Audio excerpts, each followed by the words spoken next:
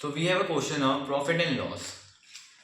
Ahmed buys a plot of land for 4,80,000. He sells 2/5 of it at a loss of 6%. At what gain percent should he sell the remaining part of the plot to gain 10% on the whole?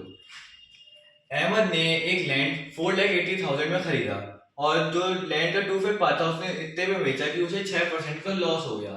अब वो remaining part जो 3/5 है वो कितने gain पे रखे कि जो ओवरऑल गेन परसेंट है वो हमारा 10 आ जाए।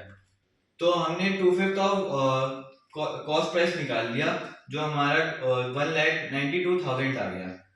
लॉस जो है वो 6% है, तो हमने एसपी निकाल लिया 2/5 लैंड का 100 minus loss percent upon 100 into CP. और लॉस था 6% और सीपी है 1,92,000।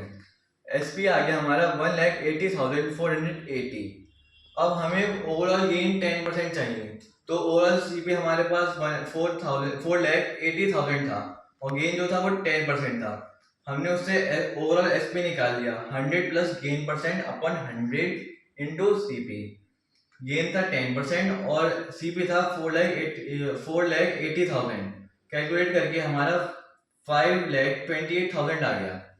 अब हमने 2/5 लैंड के एसपी को हमने ओवरऑल से माइनस कर दिया, जिससे हमारा 3/5 एसपी का सेलिंग प्राइस का है वो आ गया, जो हमारा 3,47,520 है। ऐसे ही हमने 3/5 जो है कॉस्ट प्राइस का निकाल लिया, जो हमारा 2,88,000 आ गया। अब हमने गेन निकाल लिया SP of 3/5 land minus CP of 3/5 land, जो हमारा आ गया 59,520। गेन परसेंट रख लिया हमने, फिर gain upon CP into 100। Gain हमारा था 59,520 और सीपी जो 3/5 का था वो हमारा 2,88,000 था, तो इंटू 100। फिर हमने इसे कैलकुलेट कर दिया 62/3% और 20 होल 2/3% आ गया। Thank you.